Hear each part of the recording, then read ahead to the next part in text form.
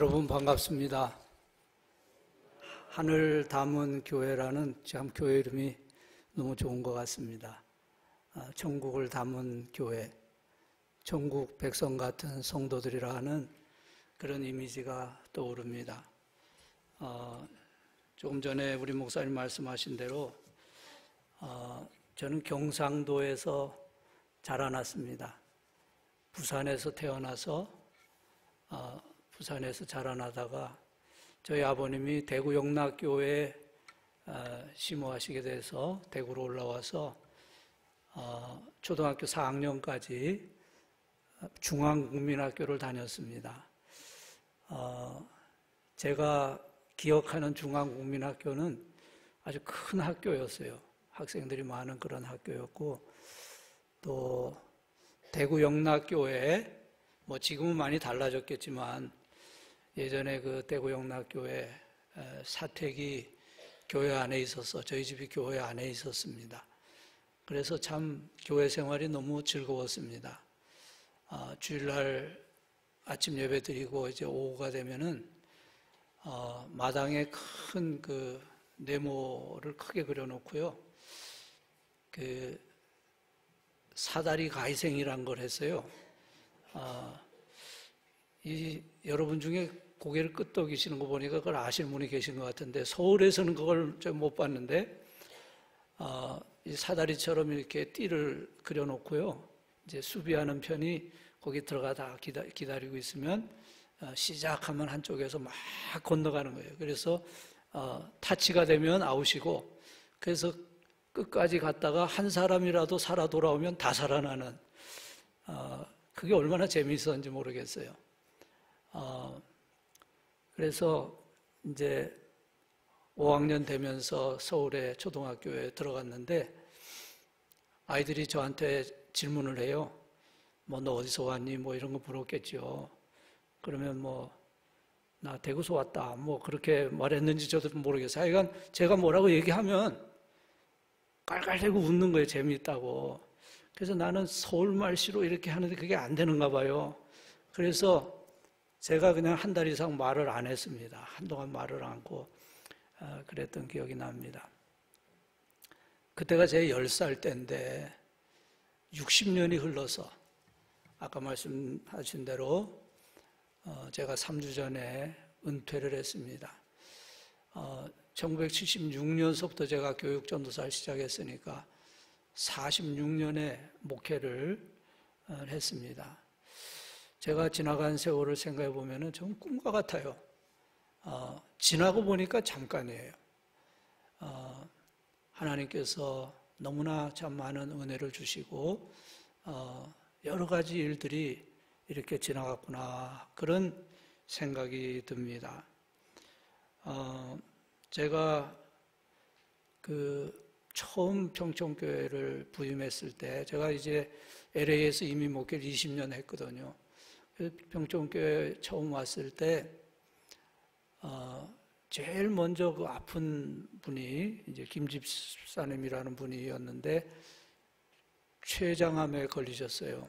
연세가 65세가 훨씬 넘고, 아마 70세 가까이 되신 분 같은데, 그분이, 이제 췌장암에 걸리셨다는 얘기를 듣고 신방을 갔습니다.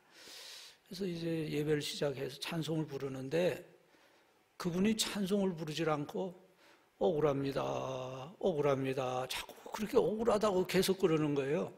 두 번째 신방 갔을 때 똑같이 그러시더라고요. 그 집사님 말씀을 들어보니까 그분이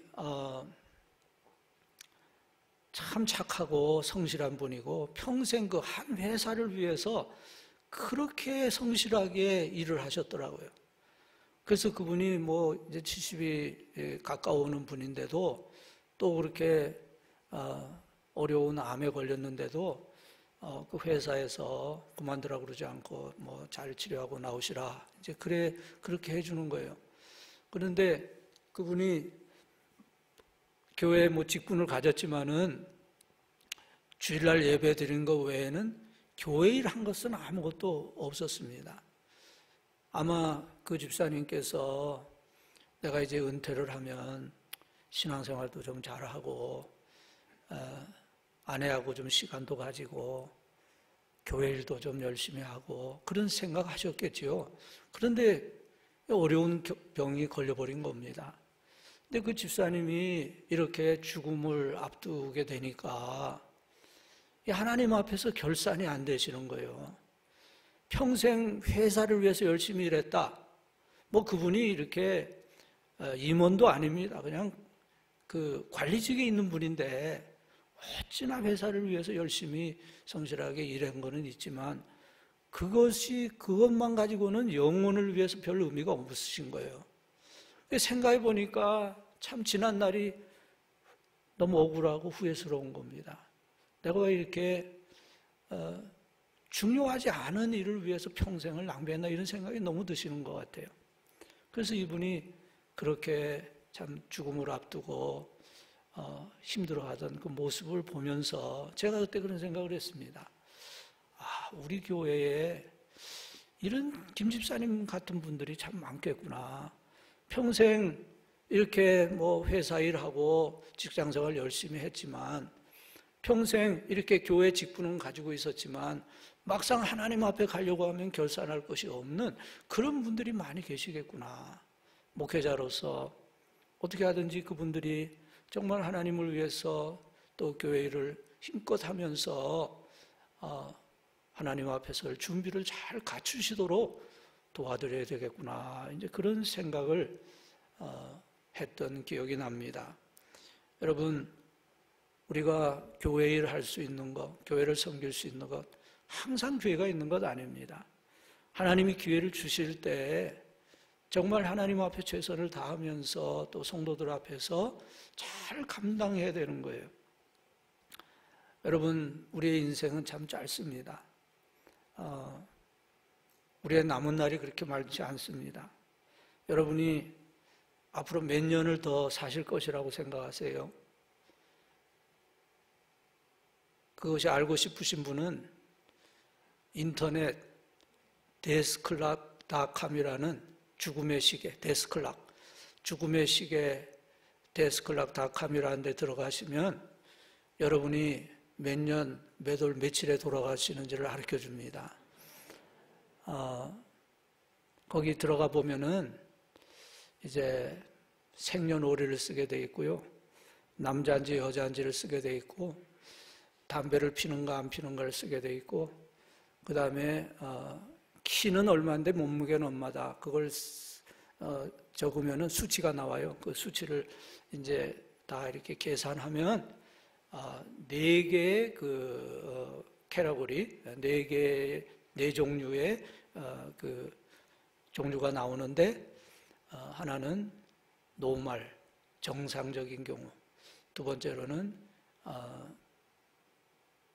패시미스틱, 비관적인 경우, 그 다음에는 새드식, 아주 비관적인 경우, 그 다음에 옵티미스틱, 낙관적인 경우, 이 4가지 경우에 세상 떠날 날짜를 가르쳐 줍니다.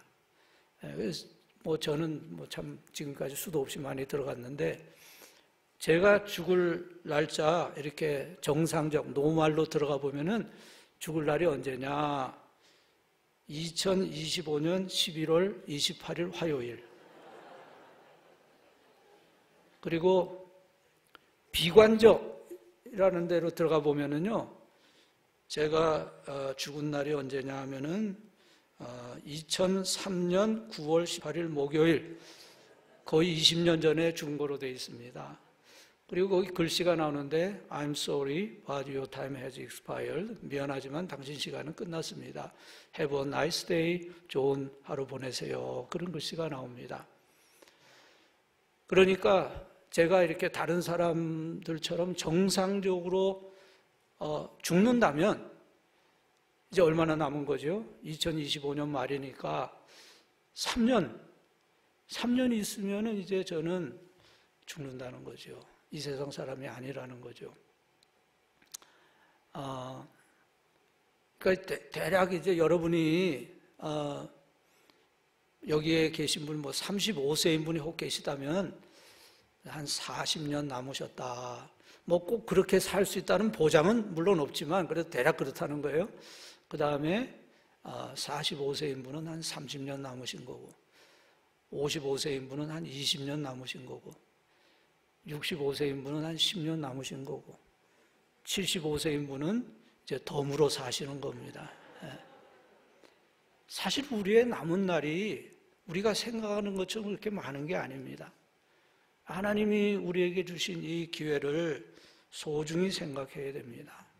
한 번밖에 없는 인생인데, 한 번 지나가면 다시 돌이킬 수 없는 인생이기 때문에 우리는 우리의 신앙생활, 우리의 교회 생활을 잘 점검해보고 정말 하나님 앞에서 보람 있는 그런 우리의 삶을 살아야 할 것입니다.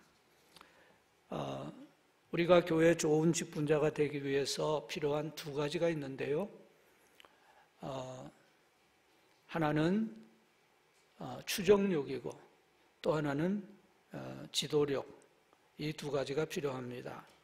조금 전에 읽어주신 그 본문 마가복음 1장 17절은 말씀합니다. 예수께서 가라사대 나를 따라오너라, 나를 따라오너라. 이건 추정력입니다. 내가 너희로 사람을 낚는 어부가 되게 하리라. 이것은 지도력입니다. 주님이 우리에게 요구하시는 것은 주님을 잘 따르는 추종력입니다. 그런데 그 주님의 부르심에 잘 따르는 사람에게는 선물로 지도력을 주신다고 약속하십니다. 그러니까 가장 잘 따르는 사람이 가장 잘 이끄는 사람이라는 말입니다. 이것을 마르틴 루터 킹 주니어 목사님은 이런 말을 했습니다.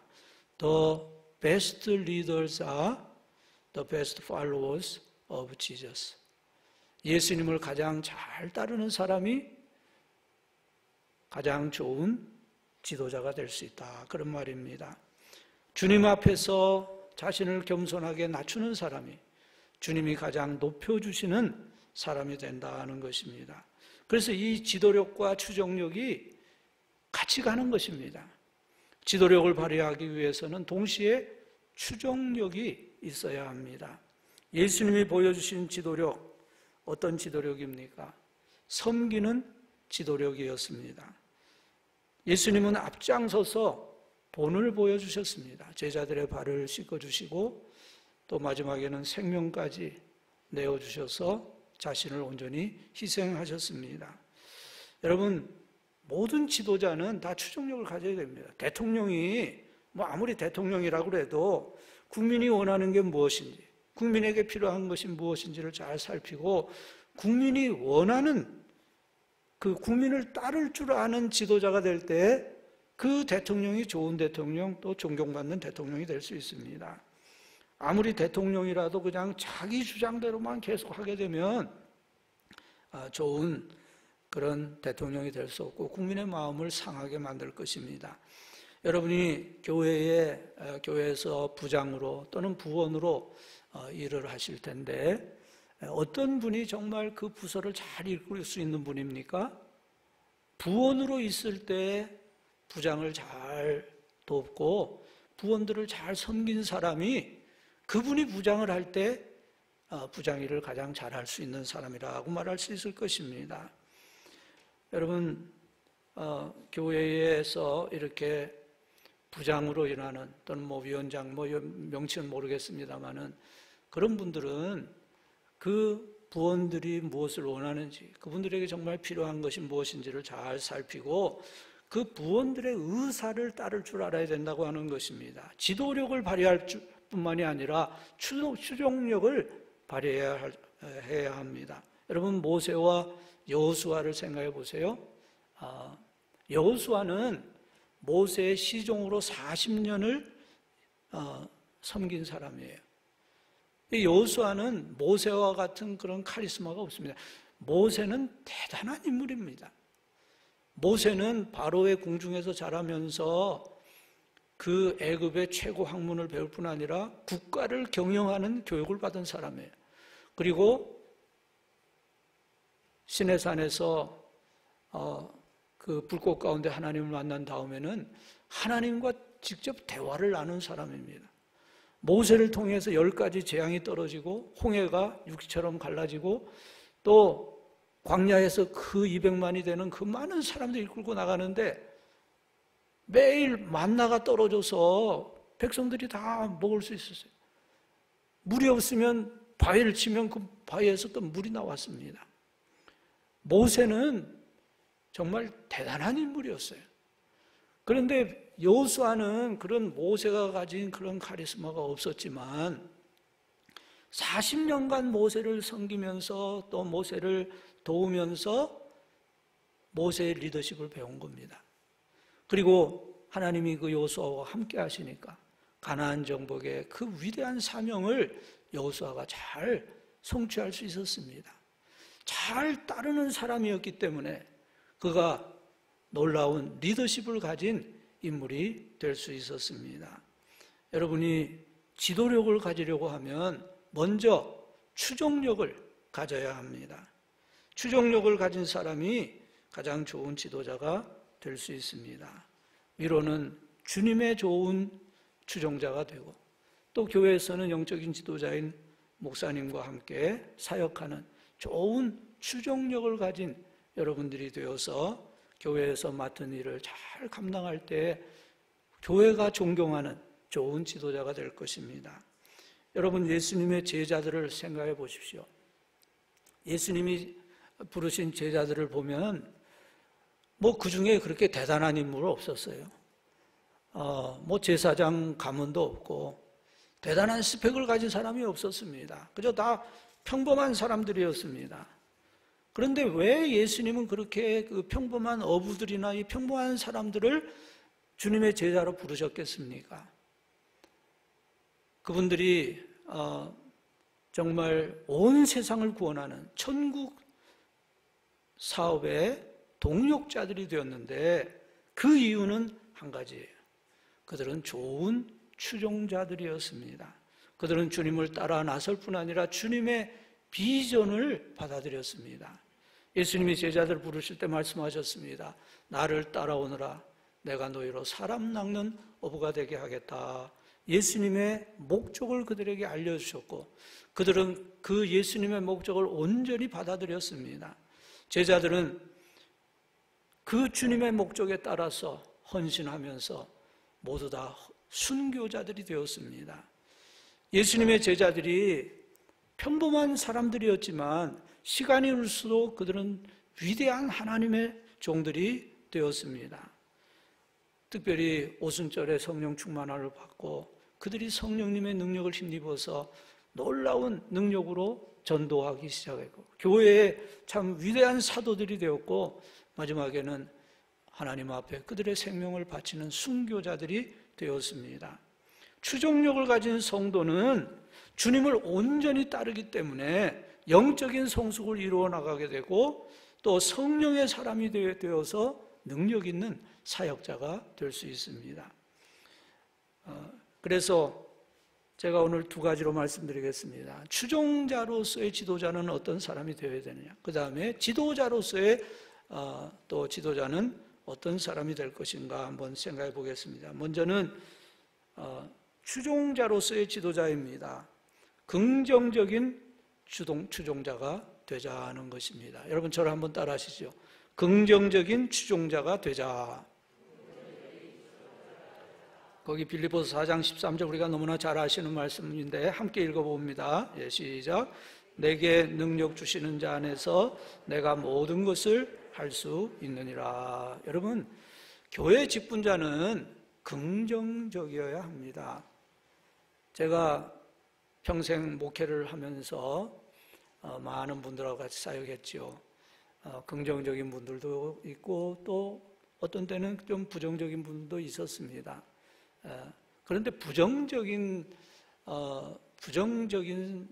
이제 일꾼은 사실 교회에 큰 유익을 주지 못하고 또 자신에게도 유익하지 않아요.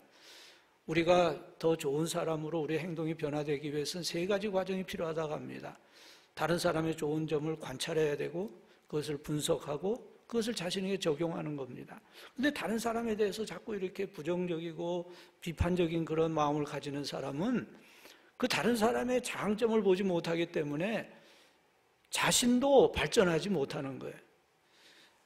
어린아이가 뭐 누가 가르치지 않아도 노부터 배우잖아요. 그것이 이제 우리의 어떤 죄적인 본능이라고 할 수 있을 겁니다. 그렇기 때문에 우리가 의식적으로, 의도적으로 긍정적인 마음, 긍정적인 자세를 가지기 위해서 힘써야 됩니다. 먼저는 좋은 신뢰관계를 만들고요. 그 다음에는 뭐 혹이라다가 좀 반대 의견이 있을 수도 있죠. 반대 의견을 막 이렇게 감정적으로 얘기하지 않고 정말 겸손하게, 또 반대를 하려면 대안이 있어야 되잖아요. 자기가 가진 더 좋은 대안을 지혜롭게 이렇게 얘기할 수 있도록 자신의 감정과 자신의 행동을 잘 조절할 수 있는 그런 성숙한 마음을 가져야 된다 하는 것입니다. 여러분, 하나님의 일은 하나님이 하시는 거예요. 우리가 하나님의 일을 사람의 생각으로 해서는 하나님의 일을 제대로 할 수가 없습니다. 여러분이 잘 아시는 그 모세가 12 정탐꾼을 보낸 이야기를 아시죠? 12명의 정탐꾼을 보냈는데 그 중에 10명은 부정적인 보고를 했습니다. 우리는 그 땅에 들어갈 수 없습니다. 그 땅 사람들은 거인들이고 성읍이 견고하고 우리는 정말 도저히 그 땅을 점령할 수 없습니다. 그 땅에 들어가면 우리는 다 죽습니다. 그러나 두 사람 여호수아와 갈렙은 긍정적인 보고를 했습니다. 우리는 그 땅을 차지할 수 있습니다. 우리는 이길 수 있습니다. 그들은 우리의 밥입니다. 여러분, 누가 더 정확한 보고를 했습니까? 그럼 10명은 와서 거짓말을 한 겁니까? 제가 볼 때는 10명은 사실대로 보고했다고 생각해요. 사실 공격하는 쪽이 방어하는 사람보다 희생이 훨씬 큰 겁니다. 그리고 그 당시에 문화적으로 이 이스라엘 사람들은 400년 노예 생활하고 아직도 청동 문화에 있었어요. 근데 가나안 사람은 벌써 철기 문화로 들어가서 철병거를 가지고 있었거든요. 모든 면에 있어서 가나안 사람들이 더 우세한 겁니다. 그러니까 10명은 그냥 인간적으로 자기들 계산으로 얘기한 거고, 이 여호수아 갈렙은 믿음으로 얘기한 겁니다. 우리가 애굽에서 나온 것이 뭐 우리가 힘이 있어서 나왔습니까? 10가지 재앙을 하나님이 내려주시고 홍해를 갈라주신 것이 우리가 뭐 힘이 있어 된 게 아니라 하나님이 해주신 거 아닙니까? 그 하나님이 우리와 함께 계시고 하나님이 우리를 가나안 땅을 정복하라 말씀하셨으니까 우리는 얼마든지 할 수 있습니다. 이건 믿음의 보고인 거예요. 하나님의 일을 할 때 이 믿음으로 해야 되는 일을 인간적인 계산으로 자꾸 하려고 그러면 안 된다 이 말이에요. 하나님의 일은 항상 플러스 알파가 있는 겁니다. 우리가 믿음으로 하나님을 의지하며 나가면 플러스 알파가 하나님의 도우심이라는 정말 사람으로 생각할 수 없는 엄청난 그런 조건이 따르게 되는 겁니다. 여러분, 교회 일을 할 때 뭐 이렇게 인간적인 계산을 너무 앞서서는 안 되겠다 그런 생각이 들어요. 뭐 무슨 일을 좀 하려고 하면은 뭐 예산이 있는가, 아주 뭐 별로 돈 드는 것도 아닌데 아무 일도 못하는 그런 교회가 되어서는 안 될 거예요. 여러분, 성장하는 교회는요 비전으로 일하는 교회예요. 비전으로 일하는 교회. 예산으로 일하는 교회는 벌써 정책에 들어간 교회예요. 정책에 계속 있다 보면 쇠퇴기로 들어갑니다. 그래서 우리는 하나님이 하시는 일을 하나님 주신 믿음으로 하나가 되어서 나갈 때 가나안 정복의 놀라운 역사가 일어나게 됩니다. 사도 바울이 내게 능력 주시는 자 안에서 내가 모든 것을 할 수 있다. 이 빌립보서 4장 13절 말씀을 하실 때 어디에 계셨습니까? 로마의 감옥에 있었습니다. 로마의 감옥에서 지금 갇혀 있고 사도 바울을 지금 군병들이 다 이렇게 지키고 있는데, 아니 그 감옥에 있는 사람이 뭐 내가 모든 것을 할 수 있다, 이건 너무나 과장된 말이라 이렇게 생각할 수도 있어요. 상식적으로 생각하면. 그러나 사도 바울은 그 감옥에 있으면서 자기를 지키는 시위대 군인들에게 복음을 전했고, 그 사람들이 정말 로마 제국의 가장 핵심적인 사람들이고, 그 사람들을 통해서 가이사 황제의 가족 중에도 믿는 사람들이 생겼습니다. 그래서 빌립보서 4장 22절에 보면 모든 사람이 너희에게 문안하되 특별히 가이사 집 사람 중 몇이니라. 가이사 집 그 가족 가운데 믿는 사람들이 너희에게 문안한다, 이렇게 이야기한 것입니다. 또 감옥에 있으면서 사도 바울이 전도했던 교회들에게 편지를 보내면서 박해 가운데서도 신앙을 잘 지키도록 권면했는데, 그 편지 중에 네 편은 성경이 되어서 많은 그런 신앙인들에게 그들의 신앙을 도와주는 그런 참 놀라운 그런 역사를 이룰 수가 있었습니다. 여러분, 교회 일을 할 때 부정적인 그런 자세로 일하지 마시고 기왕이면 긍정적인 자세로 일하십시오. 하나님의 일은 믿음으로 할 때 하나님이 기뻐하시고 하나님이 도와주실 줄 믿습니다. 자, 두 번째로는 화합하는 추종자가 되자 하는 것입니다. 저를 한번 따라 하시죠. 화합하는 추종자가 되자. 에베소서 5장 1절 2절 우리 함께 읽으실까요? 시작. 그러므로 사랑을 받은 자녀같이 너희는 하나님을 본받는 자가 되고 그리스도께서 너희를 사랑하신 것 같이 너희도 사랑 가운데서 행하라. 그는 우리를 위하여 자신을 버리사 향기로운 제물과 희생 제물로 하나님께 드리셨느니라. 아멘. 신약 성경에서 교회 직분자에 대해서 주로 얘기한 것이 디모데전서 3장과 디도서 1장인데요. 거기에서 말씀하는 것은 주로 직분자의 신앙 인격에 대한 말씀들입니다. 그러니까 우리가 교회 직분자로 일할 때 가장 중요한 것은 사랑의 리더가 되는 것입니다.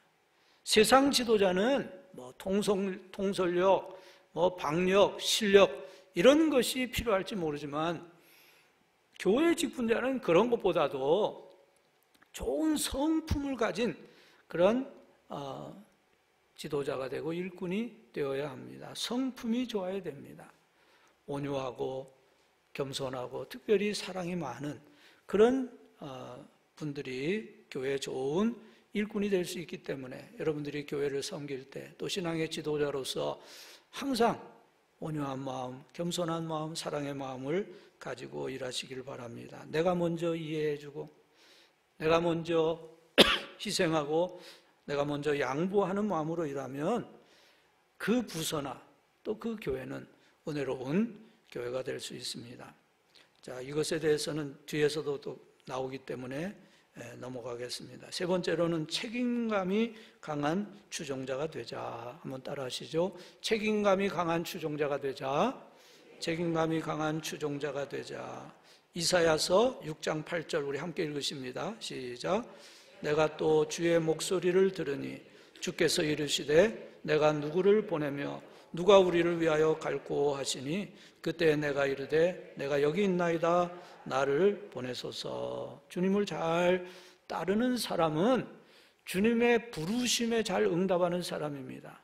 책임감이라는 말을 영어로는 responsibility라고 그러는데 두 단어가 합쳐져서 만들어졌지요. response, 응답이라는 말과 ability, 능력이라는 말이 합쳐졌어요. 그러니까 잘 응답하는 능력, 책임감이라는 것은 잘 응답하는 능력이라는 뜻입니다.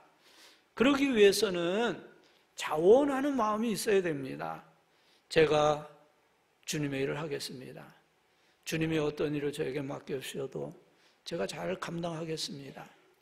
그런 자원하는 마음을 가진 사람을 주님이 기뻐하시고 그런 사람을 사용하신다고 하는 것입니다.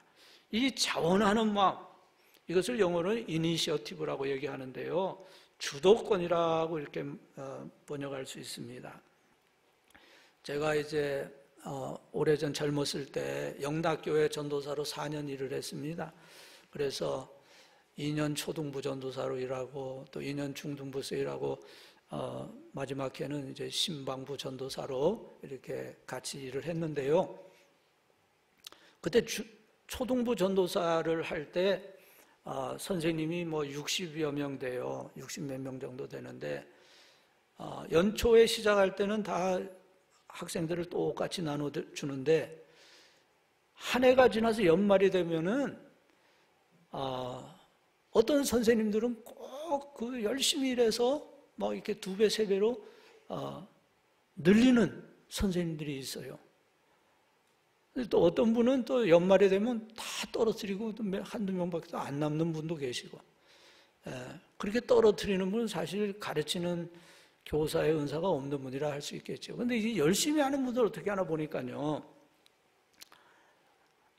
주일 아침 제일 먼저 교회 와서 전화통을 독차지하고 그날 결석할 것 같은 아이들에게 계속 전화를 하는 거예요. 그때는 뭐 요즘같이 핸드폰이 없을 때니까 교회 와서 이 젊은 이 선생이니까 그냥 전화로, 교회 전화로 막 이제 연락을 하는 겁니다. 그 당시 아이들이 제일 좋아하는 게 짜장면이었거든요. 그래서 교회 이제 뒤에다가 큰 도표를 붙였습니다. 반을 쭉 쓰고, 그 다음에 이제 아이들이 뭐 잘하는 게 있으면 스티커를 주는데, 그 반 아이들이 다 요조를 다 외웠다, 다 암송했다 그러면 이제 스티커 하나 주는 거거든요. 그래서 스티커를 자꾸 봤는데, 그래서 스티커가 딱 이렇게 위에 닿으면은 이제 짜장면 파티를 해주는 거예요. 근데 전도를 하나를 해오면은 스티커를 5개를 줍니다. 그러니까 뭐 선생님이나 아이들이나 얼마나 열심히 전도를 하는 거예요. 여러분, 이렇게 책임감이 있는 분들이 교회 일을 맡으면 그 부서 일이 정말 활동이 잘 이루어져요. 사역이 잘 이루어져요. 근데 교회 어떤 부서를 맡는데 책임감이 없는 분이 맡았다. 1년 동안 아무런 활동이 없는 거예요.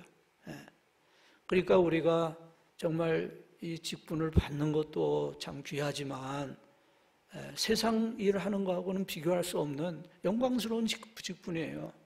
이건 영혼을 위해서 가장 의미 있는 직분이에요. 근데 우리가 직분을 받을 뿐 아니라 그것을 어떻게 책임감 있게 잘 감당하느냐, 이것이 이제 중요한 것이죠.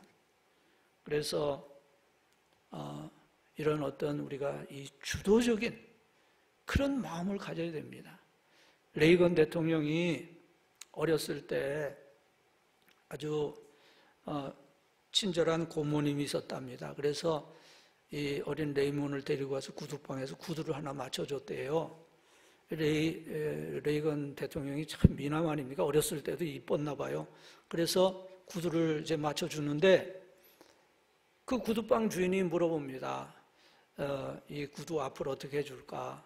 이렇게 둥그렇게 라운드로 해줄까? 아니면 이렇게 각지게 스퀘어로 해줄까? 이렇게 물어봤대요. 그러니까 뭐 어린 애가 뭘 알겠어요?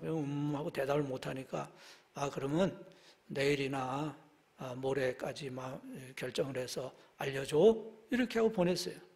근데 이제 며칠이 지나갔는데 길거리에서 그 구두방 주인이 레이건을 만난 겁니다. 그래서 너 어떻게 하기로 했냐? 그러니까 아직도 대답을 못해요. 그러니까 오케이, 내일까지 구두가 되니까 내일 구두방으로 오너라 얘기를 하겠대요. 그래서 그 다음날 구두방에 갔는데 그 주인이 어떻게 구두를 만들어줬냐? 하나는 둥그렇게, 하나는 삐죽하게 이렇게 만들어줬더라는 거예요.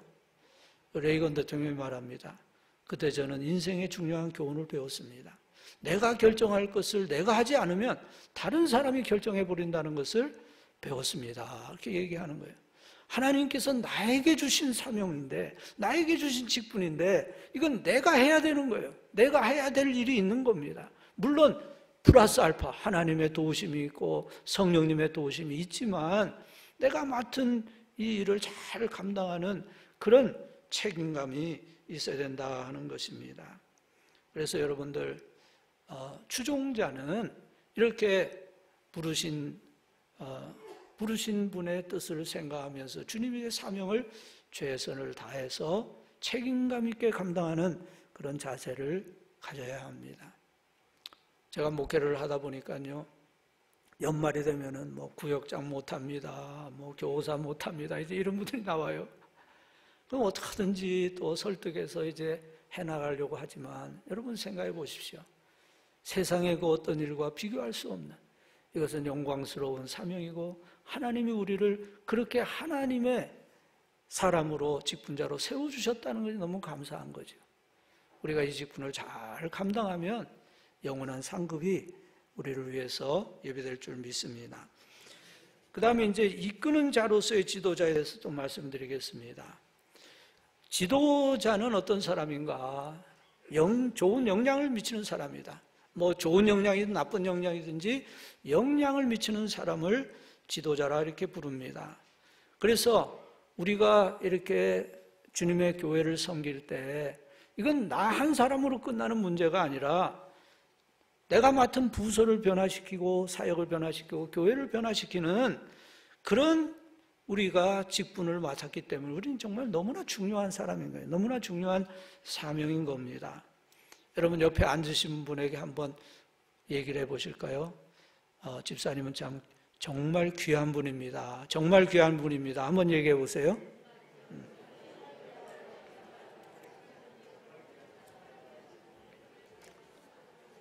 네. 우리가 신뢰받는 좋은 지도자가 되기 위해서 두 가지가 필요한데요. 하나는 좋은 성품이 필요하고 또 하나는 좋은 역량이 있어야 됩니다.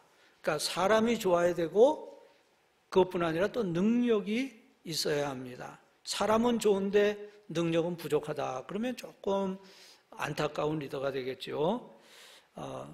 아까 말씀드린 대로 디모데전서 3장 1절에 12절에 보면 직분자의 그 성품에 대해서 말씀하는데 거기 보면 선한 일을 사모하고 책망할 것이 없고 절제하며 신중하고 단정하고 대접을 잘하고 관용하며 자녀들을 잘 다스리는 사람이어야 한다. 그런 말씀이 나옵니다. 그러니까 이 말은 교회의 직분자가 되려고 하면 최소한 그리스도 안에서 변화된 사람이어야 되고 성숙한 인격을 가진 사람이어야 된다는 말씀입니다. 신앙의 리더는 신앙적인 성품을 가져야 되고 또 그것뿐 아니라 사역의 역량까지도 가져야 된다 하는 겁니다. 성품은 안 되어 있는데 역량은 있다. 그런 교회 일꾼이 있다면 아마 사람들이 별로 좋아하지 않을 겁니다. 성품이 좋은데 거기에 능력까지도 좋다. 그러면 참 훌륭한 지도자인 거고 그 능력이 아주 굉장한 그런 능력이 있으면 탁월한 지도자가 되는 겁니다. 그리고 교회의 지도자는 무엇보다도 가장 중요한 것은 신앙이 좋아야 합니다. 여러분, 교회에 이제 많은 분들이 신앙생활하고 직분자도 많죠. 다 신앙이 똑같은 게 아니에요. 신앙이 좋은 사람을 하나님이 기뻐하시고 그런 사람이 하나님이 하시는 일을 이루어나가게 됩니다. 사도행전 6장에서 7집사를 세울 때 조건이 무엇입니까? 믿음과 성령이 충만한 사람 7사람을 세우라 그렇게 말씀했습니다. 영적인 지도자는 하나님을 왕으로 모시고 성도들을 하나님의 목표로 이끌면서 그 성도들이 함께 일할 수 있도록 만드는 사람, 그리고 그것을 위해서 성령님을 의존하고 영적인 지도자인 목회자의 비전을 함께 공유하면서 그 목회자와 함께 한 팀을 이루어서 일하는 사람이라 할 수 있습니다. 교회 지도자는 신앙의 지도자로서 신앙의 본을 보이는 사람입니다. 예수님은 본을 보여주셨어요. 예수님 말씀만 하신 것이 아니라 실제로 섬기는 본을 보여주셨습니다. 제자들의 발을 씻으시고 또 말씀하셨죠. 내가 너희에게 본을 보였으니 너희도 서로의 발을 씻어주라 말씀하셨습니다. 사실 본을 보이는 것이 가장 효과적인 교육의 방법이고 또 가장 강력한 교육의 방법입니다. 학자들이 말하기를 우리가 배우는 것의 89%는 배우는 것을 통해서 배운다고 그럽니다. 89%나 돼요. 그리고 10%는 듣는 것을 통해서 배우고 1%가 다른 감각을 통해 배운다는 거예요. 그러니까 우리가 정말 좋은 본을 보이는 사람을 가진다는 게 그만큼 중요한 거예요. 부모가 이렇게 자녀에게 아무리 굿 크리스찬이 되어라, 뭐 좋은 신앙이 되라 말하는 게 중요한 게 아니라요, 보여줘야 돼요. 본을 보여줘야 돼요. 그래서 자녀는 뭐 어쩔 수 없이 부모와 같은 사람이 되는 거예요. 부모와 같은 신앙인이 되고 부모와 같은 사람이 되기 때문에, 그래서 가정교육이 중요한 겁니다. 여러분, 교회에서도 우리 교회 지도자들이 사역하는 모습을 따르는 분들이 다 보고 있잖아요. 보면서 배우는 거예요. 그래서 그와 비슷한 분들이 되는 겁니다. 그러니까 교회 지도자의 위치가 너무나 중요한 겁니다. 여러분이 지금 어떻게 교회를 섬기느냐에 따라서 따라오는 그런 사람들이 여러분을 담는 그런 사역자가 된다고 합니다. 그렇다고 한다면 우리는 신앙의 지도자로서 어떤 본을 보여야 되느냐, 4가지로 말씀을 드립니다. 첫째는 기도 생활의 본을 보이자는 겁니다. 영적 생활이라도 마찬가지죠. 영적 생활의 본을 보여야 됩니다. 여기 우리 교재에는 뭐라고 되어 있죠? 영적 생활이네요. 영적 생활의 본을 보여야 합니다. 저를 한번 따라 하시죠. 영적 생활의 본을 보이자. 자, 예수님의 제자들이 아까도 말씀드린 대로 정말 평범한 보통 사람들인데, 그들이 참 위대한 그런 능력 있는 사역자들이 되고 위대한 사도들이 된 이유는, 가장 중요한 요인은 그들이 오순절날 성령 충만을 받은 겁니다. 성령 충만 받으니, 그 성령 충만 받기 위해서 그들이 무엇을 했습니까? 120명이 모여서 합심해서 오로지 기도에 힘쓰다가 성령으로 충만을 받고 능력 있는 그런 사역자들이 되었습니다. 여러분, 오늘의 교회, 오늘의 성도들의 가장 큰 문제가 무엇입니까? 영적 생활을 잘하지 못하는 겁니다. 우리는 참 이 사실을 인정하지 않을 수가 없어요. 예배 생활, 기도 생활, 말씀 생활 다 약화되었습니다. 성도가 이렇게 주일 난 예배 한 번으로 예배 드리는 성도가 대부분이게 되었어요. 예전 성도들에 비해서 우리가 참 예배 생활이 너무 많이 약해졌지요. 또 예전에는 교회 학교도 주일 오후 늦은 시간에 예배가 있었고 수요일 예배도 드렸어요. 저희 자라날 때는. 근데 지금 교회 학교 아이들이, 교회 안 나오는 아이들이 너무 많아요. 재직의 자녀인데도 학원을 보내고 주일날 교회를 안 보내요. 코로나가 시작되니까 아이들을 교회 안 보내요. 코로나로 인해서 그 어린이가 사망했다는 이야기는 저는 못 들어봤어요. 전국적으로 사망한 아이가 몇 명이나 되는지 모르겠어요. 그런데 코로나가 끝나도 안 보내요. 본인도 안 하고. 다른 데 학교는 보내고 어린이집은 보내는데 교회는 안 보낸단 말이에요. 이것이 지금 오늘의 성도들의 이런 어떤 신앙의 모습입니다. 그러니까 교회가 이 성도들의 영적 생활이 약해지니까 기도 생활이 약해지고 그럼 혼자서라도 그러면 성경을 읽고 매일 그렇게 영적 생활하냐?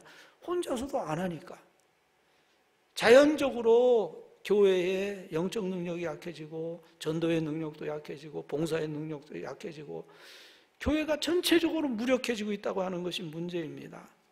3년에 걸친 이 코로나 사태가 이 성도들의 예배생활, 기도생활을 더 어렵게 만들었습니다. 자, 이럴 때 우리가 어떻게 해야 합니까? 이럴 때 교회는 어떻게 해야 합니까? 이 코로나 이 사태를 아직도 우리가 이 코로나 끝나지 않았는데 어떻게 해야 합니까? 우리가 잘 아는 역대하 7장 14절 말씀 우리가 잘 알죠. 내 이름으로 일컫는 내 백성이 그들의 악한 길에서 떠나 스스로 낮추고 기도하여 내 얼굴을 찾으면 내가 하늘에서 듣고 그들의 죄를 사하고 그들의 땅을 고쳐줄 것이다.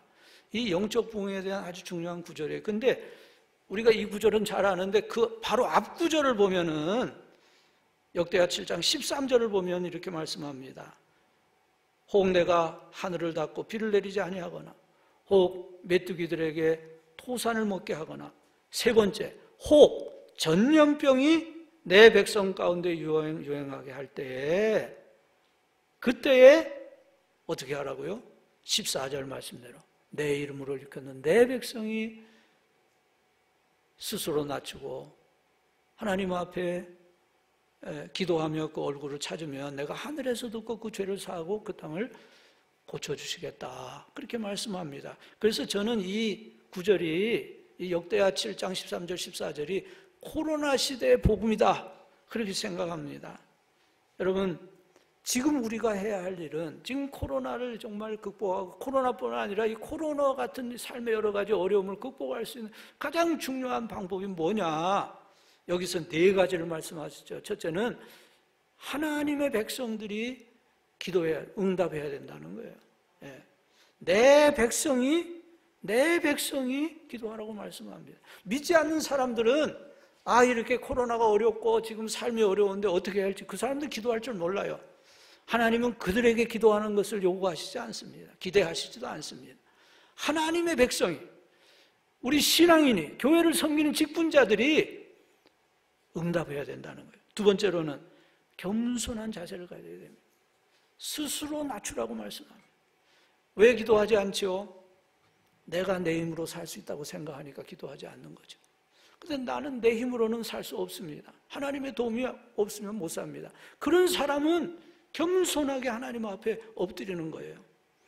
그리고 기도해야 합니다. 기도하여 내 얼굴을 찾으라 말씀해요. 기도해야 됩니다.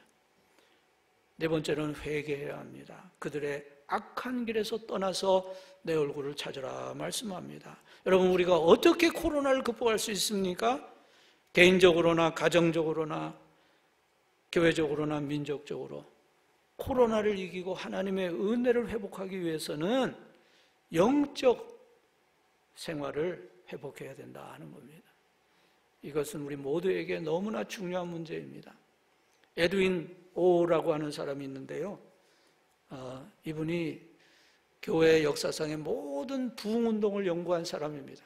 부흥운동의 대가라고 불렸던 분인데, 제가 LA 있으면서 훌러신학교에서 이분의 강의를 한 학기를 들었는데요, 이분의 얘기를 요약하면 이겁니다.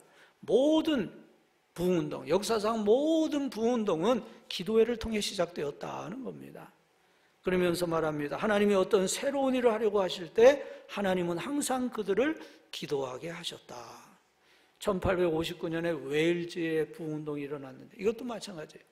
교회에서 10명, 20명 이렇게 모여서 기도하다가 그들이 막 가슴이 뜨거워지고 성령 충만을 받고 그것이 번져나가서 웨일즈 부흥운동이 된 겁니다. 1907년에 평양 대부흥운동도 장대현 교회에서 일어난 걸 우리 알고 있는데요, 그 전에 선교사님들이 모여서 기도하기 시작하고 있었어요. 그 당시 선교사들이 한국에 참 와서 그 당시야말로 정말 복음에 불모지고 또 미개한 그런 땅에 와서 풍토병으로 세상 떠나고 얼마나 그분들이 희생을 했습니까? 그래도 그분들이 이 한국 땅, 이 한국 백성을 불쌍히 여겨주시고 이곳에 부흥을 일으켜달라고 기도하기 시작했다는 거예요. 그런 기도가 있는 가운데 평양 대부흥운동이 시작된 거거든요. 그래서 오늘 우리가 정말 오늘 이 코로나 상황, 또 한국교회가 정말 역사상 유례 없는 성장을 이루었다고 말할 때도 있었지만 지금은 교회가 정체될 뿐 아니라 쇠퇴되는 이런 상태에서 우리가 할 일은 기도하는 일이에요. 오늘 한국교회에 소망이 있습니까? 저는 총회장까지 지냈던 사람입니다. 한국교회에 소망은 별로 없어요. 한국교회에 유일한 소망이 있다면 하나님이 이 땅에 영적 부흥을 일으켜주시는 것밖에 없습니다. 그것이 유일한 소망이에요. 그런데 영적 부흥은 사람이 일으킬 수 있는 게 아니거든요. 영적 부흥은 하나님이 일으켜주시는 것이고 성령님이 회개와 기도의 운동을 일으켜줄 수 있는 건 성령님이시기 때문에 우리가 할 일은 하나님 앞에 회개하며 기도하는 겁니다. 103회기 총회를 제가 섬겼는데 4년 전이에요. 그때 총회 주제를 영적 부흥으로 정했습니다. 영적 붕으로 민족의 동반자 되게 하소서. 그때가 3.1 운동 100주년이기 때문에 민족의 동반자라는 말이 들어갔지만 사실 저의 관심은 영적 붕이었어요. 그래서 목사님들에게 1년 동안 설교, 52주 설교할 수 있는 설교집을 발간해서 1년 동안 영적 붕에 대해서 좀 설교해 주세요 부탁을 했고 16번의 영적 붕 성회를 했습니다. 목회자 영적 붕 성회 8번, 또 평신도 지도자 영적 붕 성회 8번 했습니다. 8번 그 목회자 기도 가운데 저 7번 제가 눈물을 흘리면서 기도했어요. 모든 목사님들이 눈물을 흘리면서 기도했어요. 물론 하나님께서 나름대로 은혜를 주셨지만 그러나 그때 정말 전 교회적인 그런 기도 운동이 일어나지 못했습니다. 근데 지금은 그때하고는 비교할 수도 없이 더 절박합니다. 3년 코로나를 지내면서 지금 많은 목회자들, 많은 성도들이 정말 마음의 갈급함을 가지고 있습니다. 지금은 우리 한국교회가 하나님 앞에 다 같이 엎드려 기도할 때입니다. 어떻게 하면 한국교회 영적 붕이 일어날 수 있을까? 제가 은퇴하기 전에 작년 말에 참목회 연구원이라는 것을 개원을 했어요. 그리고 이제 우리 총회 방 하나를 빌렸습니다. 제가 가장 원하는 것은 그겁니다. 어떻게 하면 우리 목사님들 기도하게 할 수 있을까?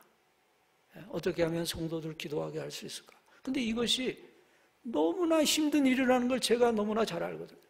제가 총회 일을 하면서 그 영적 붕을 위해서 그렇게 애쓰고 해보았지만 영적 붕이라는 것이 사람의 계획으로나 어떤 캠페인으로나 되는 게 아닙니다. 하나님이 해주셔야 되는 일인데 하나님이 해주시기 위해서는 은혜를 삼으면 기도해야 되는데 어떻게 하면 목회자들이 기도할 것이며 성도들이 기도하게 할 것인가? 내일 아침 우리 남 목사님이 대구에 있는 목회자들을 한 200~300명 모인 곳에 설교하라 해서 제가 너무나 기뻤어요. 우리 목회자들을 만나는 게 너무 기뻐요. 제가 지금 생각이 뭐냐면 기도원에 300, 또 엘리야 시대에 7,000, 발에게 물 꿀지 않은 7,000이 있었잖아요. 그래서 제가 여러모로 생각해 보다가 목회자 350명을 모아서 그분들이 20명씩 교회에서 20명이 정확한 20명이 아니라 플러스 마이너스 어떤 분은 50명을 할 수 있고 어떤 분은 10명을 할 수 있고 하여간 그분들이 정말 한국교회 영적 붕을 위해서 기도하는 그러니까 그냥 조직을 하자는 게 아니라요. 정말 기도하는 사람 20명씩을 모으면 그러면 7,000명 되는 거잖아요. 그래서 하나님께 달린 문제니까 그건 우리가 어쩔 수는 없는 건 하나님이 하시는 우리가 할 수는 없는 거고 최소한 하나님 앞에 회개하며 기도하는 일은 한번 해봤으면 좋겠다. 그런 생각을 제가 하고 있기 때문에 제가 목사님들 만날 수 있다는 게 너무 감사했어요. 지금 우리가 할 일은 기도하는 겁니다. 숫자가 중요한 게 아니에요. 저는 숫자는 제가 총회 일까지 다 전국적으로 해봤기 때문에 저는 숫자에 상관하지 않아요. 어느 작은 교회에서 10명의 성도들이 모여서 정말 하나님이 이 땅에 영적 붕을 일으켜주세요. 회개합니다. 진심으로 기도할 때 하나님 기름 부어주시면 거기서 그 교회에서부터 영적 붕이 시작되는 것이고 그것을 통해서 한국교회가 새로워질 수 있는 거예요. 우리는 그저 안 된다, 어렵다 이렇게만 생각해서는 안 되는 겁니다. 여러분 열심히 우리가 기도하면 내가 열심히 기도하면 누가 제일 이익을 봅니까? 누가 제일 복을 받습니까? 우리 자신이 복을 받아요. 우리 가정이 복을 받는 겁니다. 그리고 우리 교회와 한국교회 영적 붕이 일어날 수 있는 겁니다. 저희 어머니가요, 제가 고등학교 때 한번 말씀하셨어요. 내가 우리 아들 3형제 세 아들을 위해서 무슨 기도하라고 하는지 아느냐. 우리가 3남 2녀거든요. 그래서 제가 어머님 무슨 기도하세요? 그랬더니 우리 아들 셋 다 미국 가서 박사가 되기를 기도한다 그러시더라고요. 그 말이 저에게 너무나 생소하게 들렸어요. 저희 어머님이 참 기도를 많이 하신 분이었어요. 매일 새벽 기도 나와서 기도하시고 집에 오셔서 아침 다 이제 식사 끝난 다음에 창고방에 들어가서 1시간 이상 매일 기도를 하셨어요. 우리 어머니 기도하는 모습을 보면서 아, 우리 어머니가 우리를 위해서 기도하시겠지. 저는 그렇게 생각을 했어요. 근데 우리 어머니가 그렇게 뭐 우리 아들 셋을 유학 보낼 아무런 힘이 없는 분이라고 제가 너무 잘 알거든요. 저희 아버님이 젊었을 때는 생활비를 잘 안 주셨어요.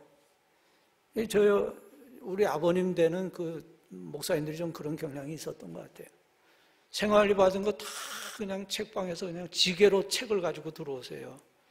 그리고 뭐 목회하면서 어려운 사람들 나눠주시고, 그럼 우리 아버님이 우리 어머님한테 말씀하셨대요. 목사는 책이 있어야 되니까, 그때만 해도 뭐 인터넷이 없을 때고 책을 많이 사야 되고, 그러니까 생활은 당신이 알아서 하시오. 어떻게 알아서 합니까? 우리 어머님이 바느질 하셨어요. 우리 어머님이 친정이 그 이북의 지주입니다. 큰 가소원을 가지고 있던 장로님 가정이고요. 이북에서 제일 좋다는 소문고녀를 낳으셨어요. 근데 또 손재주도 좋으셔요. 그래서 그 여자들 양장 그 한복 그 조끼 하는 거 있잖아요. 그거 토끼 털로 그거 하는 거 아주 그런 걸 잘 만드셨어요.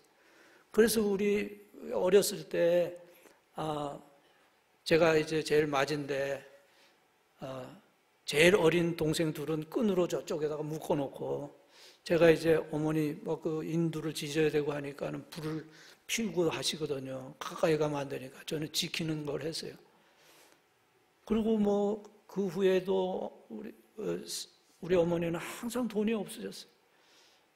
등록금 낼 때 되면 등록금 낼 돈이 없으셔가지고, 근방에 시장에서 장사하는 장로님인 다른 교회 장로님 있는데 제가 장남이니까 저를 데리고 그 장로님한테 가서 등록금을 꾸어오는 것도 여러 번 제가 보았습니다. 그런 우리 어머님이 무슨 돈이 있어서 아들 셋을 유학을 보내겠어요? 생각도 할 수 없죠. 그렇다고 뭐 우리 아들 셋이 뭐 정말 공부를 너무 잘해서 뭐 장학금을 받아서 가서 학위를 따올 그것도 실력도 안 되고. 그런데 우리 어머님은 기도밖에 하신 거 없어요. 뭐 경제적으로 도와주신 건 없지만 우리 어머니는 계속 기도하는데 그 기도가 하나씩 이루어지는 거예요. 우리 아들, 우리 형제 셋이가 하나하나 뭐 이런저런 경로로 미국을 가고 하나하나 공부해서 박사가 되는 겁니다. 근데 저는 목회를 하는데 50명에서 시작한 교회가 1000명이 늘어나니까 너무 목회에 바빠요. 뭐 저는 한 과목씩 이제 파타임으로 공부를 하는데 플러신학교는 7년이 기간이거든요. 공부를 하기를 시작해서 7년에 못하면 이제 무효가 되는 거예요. 2번이나 7년이 지나갔습니다. 그리고 뭐 사실 뭐 박사학위는 뭐 목회하는데 별로 필요 없었어요. 뭐 박사학위 없어도 참 이상하게 이민 목회가 힘든데 그 교회는 많이 성장하고 하나님 도와주셔서 교인 중에 누구 하나 왜 목사님은 박사 공부하지 않습니까? 물어본 사람도 아무도 없고요. 그런데도 저는 그 학위를 못 끝낸 겁니다. 그게 너무 부담되고 그게 참 스트레스가 되는데도 못 끝냈어요. 왜 못 끝냈을까요? 내가 학위 받는 걸 포기하면 아들 셋이 박사 되기를 기도하신 우리 어머니 기도가 안 이루어지는 거잖아요. 전 그게 싫었어요. 그래서 그걸 어떻게 하든지 그냥 놓지를 못하고 막 이 과정으로 저 과정으로 옮겨가다가 공부 시작한 지 18년 만에 간신히 별로 필요도 없는 목회학 박사 학위를 받았어요. 우리 아들 셋은 다 박사가 됐습니다. 여러분, 하나님은 전능하신 하나님이십니다. 전능하신 하나님을 믿고 기도하세요. 걱정하지 말고 두려워하지 말고 하나님께 기도하면서 믿음으로 나아가세요. 여러분 자녀들에게도 신앙을 넣어주고 그 자녀들에 대해서 계속해서 믿음으로 기도하세요. 하나님께서 우리의 길을 인도하시고 우리 자녀들의 길을 인도해 주실 줄 믿습니다. 교회 직분자는요, 기도에 본을 보이는 사람이 되어야 됩니다. 기도하는 성도에게 소망이 있고 기도하는 교회에 소망이 있는 줄 믿습니다.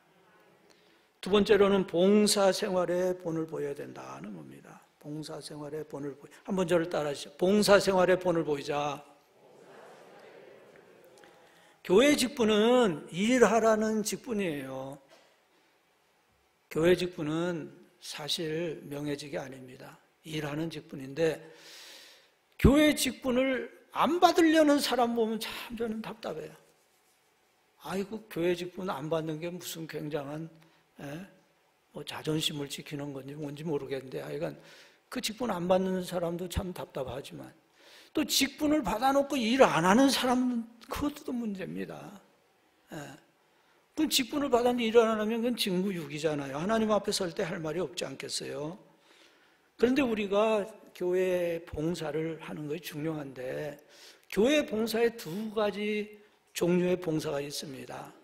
하나는 자기 의를 드러내는 봉사가 있고 또 하나는 하나님이 인정하시는 봉사가 있습니다. 자기 의를 드러내는 봉사를 하면 아무리 봉사를 많이 해도 그건 아무 소용이 없는 겁니다. 마태복음 6장 1절 2절 거기 여기 기록되어 있죠. 우리 같이 한번 읽어봅니다. 시작. 사람에게 보이려고 그들 앞에서 너희 일을 행하지 않도록 주의하라. 그리하지 아니하면 하늘에 계신 너희 아버지께 상을 받지 못하느니라.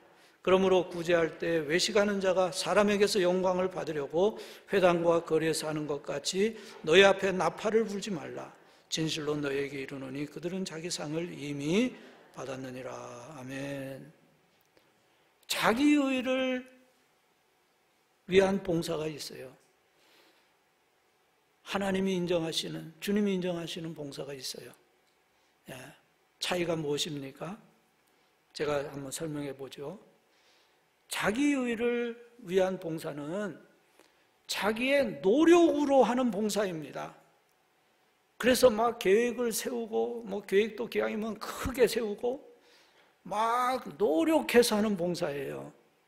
참 봉사는 그냥 내적인 동기에서 그냥 신앙적인 충동에서 하는, 아니 그냥 뭐 계획하고 이런 게 아니라 그냥 하고 싶어서 하는 거예요. 그냥 봉사할 기회가 있으면 그냥 기쁘게 자원해서 하는 봉사입니다. 또 자기 일을 위한 봉사는요, 광고를 많이 하고 사업이 막 클수록 좋은 겁니다. 사람들에게 막 어떻게 하든지 이걸 알려야 되고, 그래서 막 크게 막 일하는 것이 드러나야 좋아한단 말이에요. 그러나 참봉사는 크기에 상관이 없습니다. 뭐 큰 일도 중요하지만 작은 봉사도 소중하게 생각하고 하는 봉사라 하는 거예요. 또 자기 의를 위한 봉사는 외적인 보상이 필요합니다.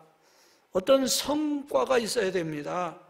도움받으니까 아이고 감사합니다. 제가 이 도움받아서 너무 감사합니다. 이런 말을 해줘야 돼요. 도움받으니까 아무 말도 하지 않아요. 뭐 성과도 별로 없는 것 같아요. 노력한 거에 비해서. 그러면 실망하는 거예요. 그러나 참 봉사는 그렇지 않아요. 결과에 상관이 없습니다. 봉사하는 그 자체가 기쁜 겁니다. 봉사하는 그 자체가 즐거운 겁니다. 또 자기를 위한 봉사는 감정이나 기분에 많이 좌우가 됩니다. 기분이 막 좋을 때는 막 열심히 하다가도 누가 뭐 한 사람이 좀 안 좋은 얘기를 하면은 아니 내가 무슨 월급을 받고 이걸 합니까? 아니 그냥 그만둬요. 금방 또 식어버려요. 그러나 참 봉사는 그렇지 않아요. 언제나 단순하게, 언제나 성실하게. 참 봉사자는 그냥 그것이 그 사람의 라이프 스타일이에요. 그냥 그 사람의 모습이 그런 겁니다. 그래서 자기 의를 드러내는 봉사자가 많으면은 봉사를 하고 나서도 시험을 받게 돼요. 옆에 있는 사람들이. 왜냐하면 이 사람은 자꾸 자기 이름을 내세우려고 그러거든요. 자기 의를 드러내려고 하거든요. 자기가 어떤 보상을 받으려고 하거든요. 그러니까 다른 사람 다 시험 받는 거예요. 근데 참 봉사자는 그게 아니거든요. 참 봉사자는 그냥 하나님이 알아주시는 게 가장 중요하지, 뭐 사람이 어떻게 생각해, 이게 중요하지 않아요. 다른 사람은 다 몰라줘도 그럼 오히려 더 좋지요. 하나님이 갚아주시니까. 그래서 이런 사람은 자기를 의를 드러내지 않고 다른 사람을 높여줍니다. 아유, 김 집사님이 도와줘서 일이 잘 됐어요. 다른 사람을 칭찬하는. 그러니까 그런 사람, 이 참 봉사자 옆에서 같이 일하게 되면요, 은혜가 되는 거예요. 기쁨이 넘치는 겁니다. 그 부서나 교회가 점점 좋아지는 겁니다. 여러분, 요한복음 13장에 보면은 예수님이 제자들의 발을 씻겨주시는데요. 아니, 제자가 선생님의 발을 씻겨줘야 되는데 선생님이 제자의 발을 씻겨주시는 거예요. 근데 그 시간이 어떤 시간입니까? 예수님이 이제 마지막 시간이에요. 제자들하고 식사하시고 겟세마네에 기도하다가 체포돼서 이제 십자가의 길을 가시는 그 정말 예수님 자신의 문제도 지금 너무나 지금 심각한 상황입니다. 저 같으면은 제가 이제 체포되는 걸 안다면은, 그리고 정말 처참한 십자가에서 처형된다는 걸 안다면은 식사도 못 할 거예요. 그냥 머리 싸매고 그냥 어디 가서 기도하고 있든지. 근데 예수님은 그 마지막 시간에도 제자들이 누가 높으냐 이런 것을 보시고 대야의 물을 떠다가 수건을 가지시고 제자들의 발을 씻겨주시는 거예요. 그런데 예수님이 제자들의 발을 씻겨주시려고 할 때 누가 제일 먼저 생각났겠어요? 저 같으면 가룟 유다가 생각났을 것 같아요. 가룟 유다는 조금 있다가 이제 예수님을 은30에 팔아넘길 사람이잖아요. 가룟 유다의 발을 씻길 수 있습니까? 우리 같으면. 근데 가룟 유다의 발을 씻겨주실 수 있기 때문에 제자들의 발을 씻겨주신 거죠. 그러니까 우리 기독교적인 봉사는 그 봉사의 대상이 높은 사람이냐, 낮은 사람이냐, 좋아하는 사람이나 싫어하는, 이 상관이 없는 겁니다. 누구의 발을 또 다 씻겨줄 수 있는 거예요. 그리고 섬기는 그 자체가 그것이 그분의 신앙이고 인격이고 그것이 기쁨이 되는 겁니다. 그래서 우리는 이것이 우리의 라이프 스타일이 돼야 돼요. 우리가 교회 생활하면서 다른 많은 분들과 함께 교회를 섬기고 부서를 섬기고 사역을 하면서 정말 저분의 모습이 예수님의 모습이로구나. 나도 저분과 같은 봉사자가 되었으면 좋겠다. 그런 본을 보이는 그런 사역자가 되어야 된다 하는 겁니다. 봉사 생활에 본을 보여야 됩니다. 우리가 직분을 가진 만큼. 목사는 가장 큰 봉사자가 되어야죠. 직분이 그만큼 비중이 크니까. 그 다음 장로님, 안수집사님, 권사님 다 이게 라이프 스타일로 봉사하는 자가 되어야 되는 겁니다. 세 번째로는 바치는 생활의 본을 보이자 하는 것입니다. 저를 따라 하시죠. 바치는 생활의 본을 보이자.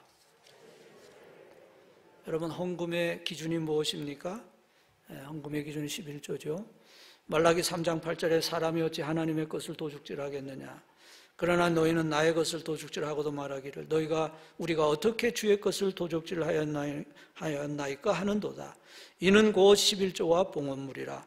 너희 곧 온 나라가 나의 것을 도둑질하였으므로 너희가 저주를 받았느니라.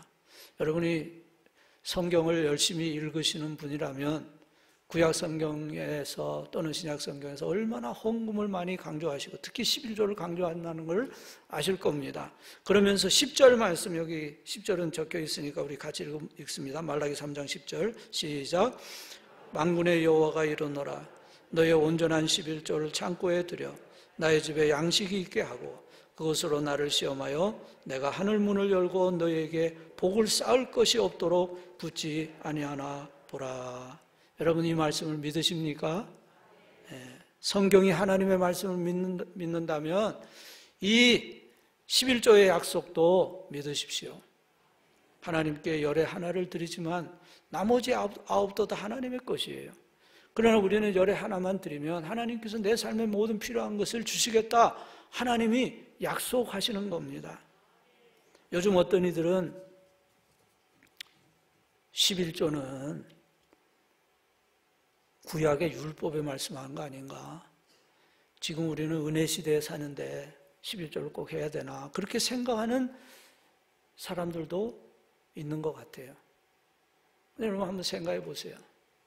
아니, 율법 시대에 살던 사람들이 11조를 드렸는데 은혜 시대에 사는 사람은 더 감사하고 더 드려야 되는 거잖아요.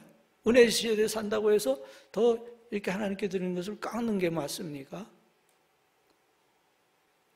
하나님께 드리는 것을 깎아서 이익 나는 게 없습니다. 오히려 좀 엄청난 손해입니다. 여러분, 우리가 70년을 살기도 하고 80년 살기도 하고 그 이상 살기도 하는데 그러다가 이제 우리가 천국에 가면 이제 영원을 살게 되잖아요.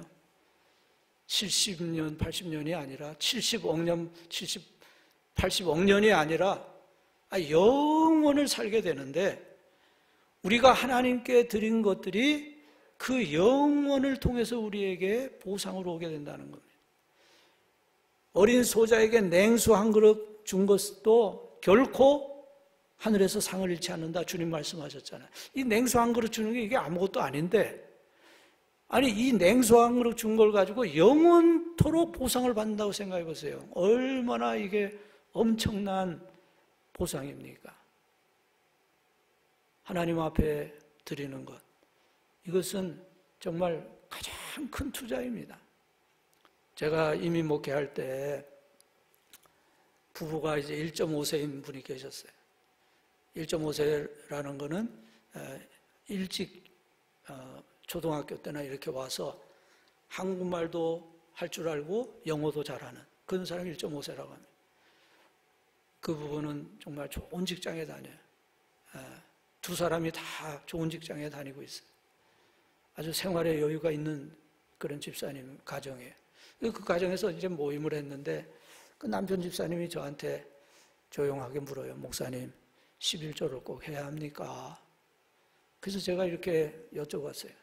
집사님, 노후 준비를 하시나요? 노후 준비를 하시나요? 근데 제가 이렇게 여쭤본 거는 미국 직장들은 노후 준비를 해줍니다. 그러니까 그 은퇴연금을 이제 본인이 반 내고 회사에서 반을 내줘요. 그래서 회사 생활을 마치면 노후 준비가 되는 거예요. 그걸 알기 때문에 제가 그렇게 질문을 했죠. 그랬더니 그 집사님이 예, 목사님 뭐 좀 하고 있습니다. 그래서 제가 집사님, 노후 준비를 하는 건 참 잘하는 거예요. 근데 그 노후 준비라는 것이 집사님이 은퇴하고 20년이나 30년 뭐 기르면 30년 후까지를 위한 준비잖아요. 그 다음은 어떻게 준비합니까? 그 다음에는 뭐 20년, 30년이 아니라 20억 년, 뭐 20억만 년이 아니라 하여간 영원을 살아야 되는데 20년을 위해서는 그렇게 잘 준비했는데 그 이후를 위해서는 아무 준비도 안 한다. 얼마나 지혜가 없는 일이에요. 우리가 하나님 앞에 드리는 것은 그것이 가장 큰 투자인 겁니다. 그리고 우리가 헌금하는 거 어디에 쓰입니까? 그냥 교회를 위해서, 성도들을 위해서, 또 여러 가지 참 귀한 사업을 위해서 쓰이는 거잖아요. 교회 헌금하는 걸 아깝게 생각하지 마시고 기쁜 마음으로 하세요. 뭐 집사님이 형편대로 하는 거지만 기쁘게 하나님이 드리면 하나님이 기뻐하시고 그것이 집사님에게 가장 큰 축복입니다. 예, 알겠습니다. 여러분, 우리가 하나님 앞에 드리는 것을 그거를 이렇게 너무 아깝다고 생각해서는 안 됩니다. 그것이 정말 뭐 액수가 문제가 아니고 우리가 정성스럽게 하나님이 드리면 하나님은 다 그걸 정성을 보시는 거죠. 코로나 이제 사태가 됐을 때 뭐 성전 예배도 막히고 정말 저 46년 목회에 뭐 정부가 강제적으로 성전 예배를 못 드리게 하고 또 뭐 교회가 2,500석인데 19명만 드리게 하고 찬양대는 세우면 안 되고 통성기도를 하면 안 되고 난 그런 것도 너무 힘들지만 장기적으로 성도님들을 만날 수 없다는 게 너무나 힘들었어요. 너무나 힘들었어요. 그런데 그래도 어떡합니까? 그래도 어떡하든지 성도들 기도하고 예배드리게 해야 되니까 온라인 새벽 기도를 통해서 다 이제 개인적으로 다 매일매일 기도하게 예배드리게 하고요. 묵상 교재를 만들었어요. 그 교재를 다 이제 성도들에게 배부하고 그 다음에 일주일에 한 번은 4명이 한 조가 돼서 온라인으로 기도하게 하고 한 달에 한 번은 그 기도 그룹이 교회에 와서 성전 기도를 하게 했어요. 그래서 저희 교회에서 2021년 가을에 100일을 했고 2022년 작년 봄에 70일을 했습니다. 기도연대라는 걸. 그리고 총회적으로 이제 목회자 세미나를 해서 저희 교회에서 했던 모든 그 묵상교재 PDF 파일로 해가지고 다 드렸어요. 근데 어느 날 제가 새벽 기도를 하고 있는데 그런 생각이 들어요. 그걸로 내 책임이 다 끝났냐? 그걸로 다 교회들이 다 기도연대를 할 수 있겠냐? 더 적극적으로 해야 돼. 그런 생각이 들어요. 그래서 아무래도 목사님들을 좀 계속해서 지역을 다니면서 만나야 되겠다 그런 생각이 들더라고요.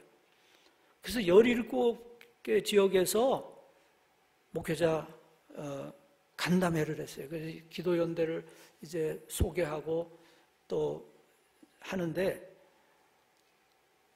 또 어느 날 새벽 기도회 때 그런 생각이 드는 거예요. 그 50명 이하 교회 목사님 중에는 우리가 이 PDF 파일이 있어도 이게 인쇄할 수가 없습니다. 50부도 안 되는데 이게 인쇄할 수도 없고 우리 능력도 없고 좀 평촌교회에서 좀 도와주면 안 됩니까? 그렇게 말한 분이 있었거든요. 근데 그 생각이 드는 거예요. 그래서 50명이 안 되는 교회 200교회라도 좀 묵상교재를 좀 만들어주면 어떨까? 그래서 제가 기도하다 말고 계산을 해봤어요. 돈이 얼마나 드나.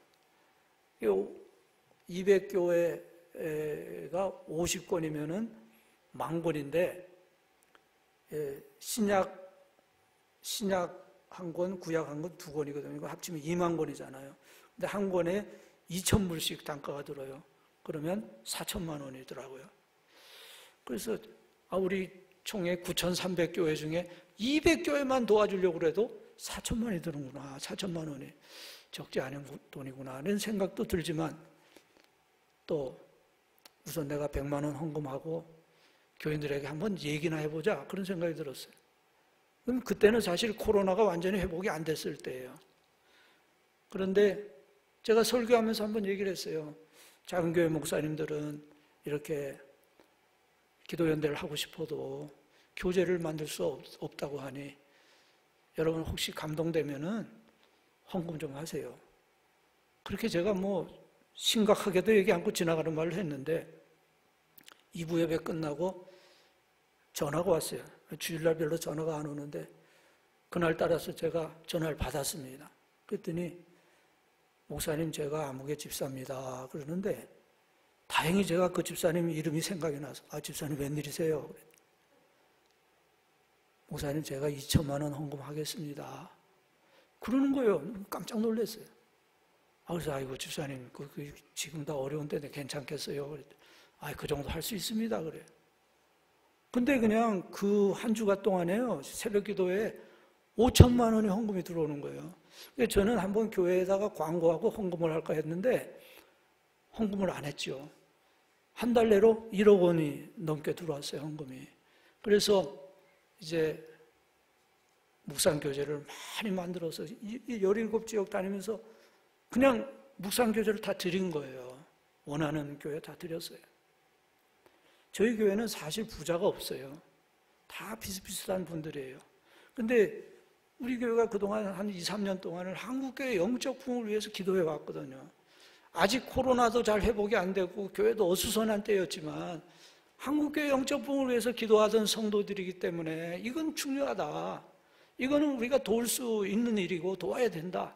그런 생각을 했기 때문에 헌금을 한 거예요. 헌금은 하나님 앞에 드리는 거죠. 하나님 앞에 하는 헌금은 가장 큰 헌신이고 투자예요. 세상 무엇을 위해서 쓰는 것보다도 하나님 앞에 헌금하는 것이 그것이 영원히 남게 되는 가장 귀한 투자라는 것을 기억하시기 바랍니다. 우리가 헌금을 드릴 때 기쁜 마음으로 드리면 하나님이 기쁘게 받으실 것입니다. 자, 네 번째로는 목회 협력의 본을 보이자. 따라하시죠. 목회 협력의 본을 보이자. 사도행전 6장을 보면은 사도들이 이제 성도들이 막 늘어나니까 교인이 막 3,000명이 한 번에 들어오는데 다 초신자잖아요. 예. 그냥 베드로 사도의 설교 한 번 듣고 들어왔지만은 이 사람 다 초신자가 한꺼번에 3,000명이 들어온 겁니다. 아니 기존 교인이 120명인데 3,000명이 들어왔으니까 이게 얼마나 이게 보통 문제가 아니죠. 그 사람들 다 이제 막 교육시켜야지요. 뭐 할 일이 얼마나 많았겠어요. 그러니까 이 사도들이 너무 분주하다 보니까 전에는 사도들이 이제 형편도 제일 잘 알고 그래서 구제를 이렇게 차질 없이 했지만은 이 교인이 많아지니까 이게 구제에 빠지는 사람이 생기고 원망이 나오는 겁니다. 그때 사도들이 성도들을 모아놓고 얘기합니다. 우리가 하나님의 말씀을 제쳐놓고 접대를 일삼는 것이 마땅치 않다. 그러니 너희 가운데서 성령과 지혜가 충만하며 칭찬받는 사람 7을 택해라. 우리가 이 일을 그들에게 맡기고 우리는 오로지 기도하는 일과 말씀 전하는 일에 전념하겠다. 그렇게 얘기를 합니다. 여러분, 제가 목회를 해보니까 참 목회가 너무 힘들어요. 너무 일이 많아요. 예, 너무 분주하고 또 다양합니다. 설교 한 번 하는 것도 정말 쉬운 일 아닙니다. 여러분 설교가 뭐 그냥 쉽게 나오는 줄 아시는 분 계실지 생각하는 분이 있을지 모르나 설교 한 편 만드는 게 얼마나 힘든지 몰라요. 어떤 때는 정말 설교 준비하다가 그냥 다 지어놓고 하나님 도와주세요. 기도한 적이 한두 번이 아닙니다. 그런데 설교만 있습니까? 뭐 여러 사역들, 뭐 관여해야 될 게 너무 많아요. 예전에는 공자님 한 분이 뭐 철학도 하고 뭐 경제도 하고 정치도 가리키고 뭐 모든 것을 그분이 다 통달했지만 지금은 다 세분되어 있어요. 의사도 전에는 뭐 동네 의사가 뭐 눈도 보고 귀도 보고 이빨도 뽑아주고 애도 받아주고 다 했어요. 지금은 다 자기 분야가 있어서 자기 분야밖에 몰라요. 목회는 어떻습니까? 목회는 매주 설교해야지요. 또 교인들 또 신방 가야지요. 또 여러 가지 교회 행사 계획하고 진행해야지요. 또 뭐 제사장적인 그런 심정으로 아픈 사람들 또 어려운 사람들 위해서 기도해야지요. 또 그런 사람들 와서 하소연하면 또 상담도 해야 되죠. 뭐 교회 모든 부서 일을 다 돌봐야 돼요. 교회 뭐 여러 가지 이제 재정 문제나 모든 것도 뭐 어떻게 하든지 사고가 안 나도록 잘 해야 되죠. 하여간 목회자가 하는 일이 너무너무 분주한 거예요. 제가 46년 그렇게 바쁘게 살다가 요즘 이제 그거 다 놓으니까 얼마나 후련한지.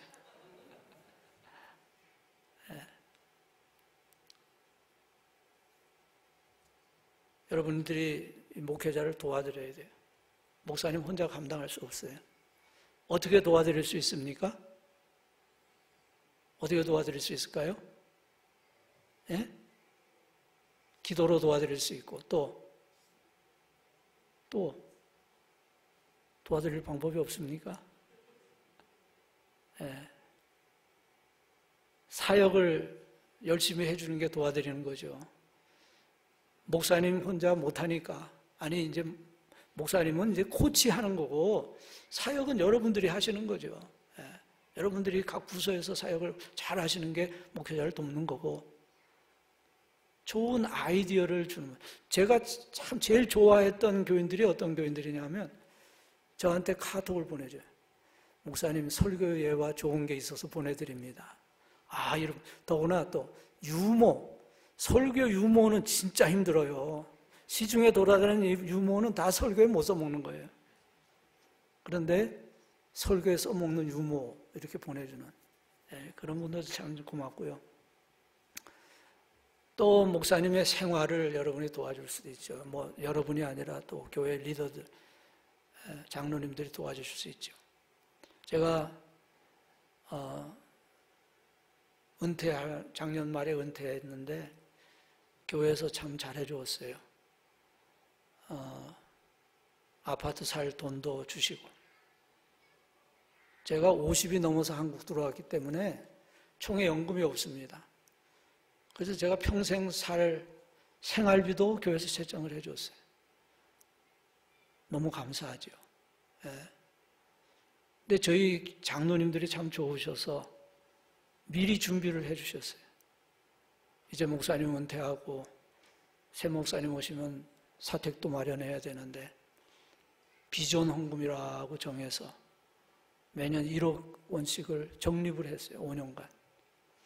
그리고 우리 교회 사택이 6개가 있는데 1개를 전세로 돌려서, 그래서 은퇴 자금을 마련하니까 뭐 별로 또 뭐 우리 교회에도 또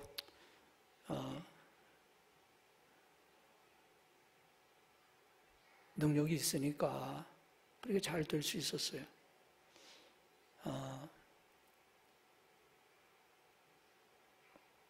서울에 있는 어느 교회가요, 그 목사님이 30년 넘게 목회를 하셨는데 이제 은퇴하시게 됐는데, 재작년 말 얘기입니다. 장로님 중에 한 분이 왜 그런지 모르겠는데 목사님 은퇴 예우에 대해서 아주 반대를 하고 나서신 거예요. 그래서 재직회하고 공동회 하는데 막 그런 발언들이 나오니까 목사님 너무 충격을 받았어요. 그래도 그분이 35년 이상 하여간 오래 하셨어요. 교회를 목회를 안정적으로 했기 때문에 이제 원로 목사가 되셨는데, 하여간 그 과정이 많이 힘들었었나 봐요. 그래서 주일날 공동회하고 그 다음 날인가 목욕탕에 갔다 쓰러지셔서 돌아가셨어요. 그 교회에서 그 목사님 장례식을 치는데 얼마나 쓸쓸한, 또 얼마나 참 힘든 장례식이었겠어요. 주님을 사랑하시는 분이라면 주의 종을 그렇게 노후를 냉정하게 할 것 같지는 않아요, 저는. 미리 준비를 하셔야 돼요. 갑자기 하려고 하니까 교회도 힘들고 성도들 힘들고, 그러나 미리 조금씩만 준비하면 교회도 덕이 되고 성도들도 기뻐하고 또 목사님 노후에도 도움이 되는 겁니다. 제 후임 목사가 이제 지난주에 15일이죠. 취임 예배를 했어요. 제가 가서 이제 축도해 줬는데 교인들이 얼마나 막 반가워하는지. 저는 될 수 있으면 안 가려고 합니다만은 교인들이 막 아우성을 환호성을 지르고 그래요. 저는 저희 평촌교회에 대해서 너무나 감사해요. 성도들에 대해서 너무나 고마워요. 저는 평생 평촌교회를 위해서 기도할 것이고 성도들을 위해 기도할 거예요. 에베소서 사도행전 20장에 보면은 사도 바울이 에베소 교회 장로님들을 밀레도로 부릅니다. 그래서 이제 내가 예루살렘으로 가고 로마에도 가려고 하는데 아무래도 다시 못 만날 것 같습니다. 이제 그런 얘기를 하면서 작별하면서 서로 붙들고 얼싸안고 울면서 헤어지는 장면을 보게 됩니다. 그 장면을 볼 때 참 얼마나 아름답습니까? 목사님과 장로님과 또 재직들 다 동력자들입니다. 함께 교회를 섬기는 동력자들이에요. 그래서 함께 같은 비전을 가지고 같은 믿음을 가지고 같은 열심을 가지고 교회를 세워나가는 겁니다. 그러니까 서로를 위해 기도하면서 살아가는 게 당연하지 않아요? 하늘 다문교회, 여러분의 교회도 목회에 좋은 협력자가 되시고 또 목사님과 함께 교회를 참 같은 믿음, 같은 마음으로 섬기는 가운데 은혜로운 교회, 하나님 축복하시는 교회가 되어서 하나님께 큰 영광을 돌려드리는 교회가 될 수 있기를 주님의 이름으로 축복합니다. 기도하겠습니다.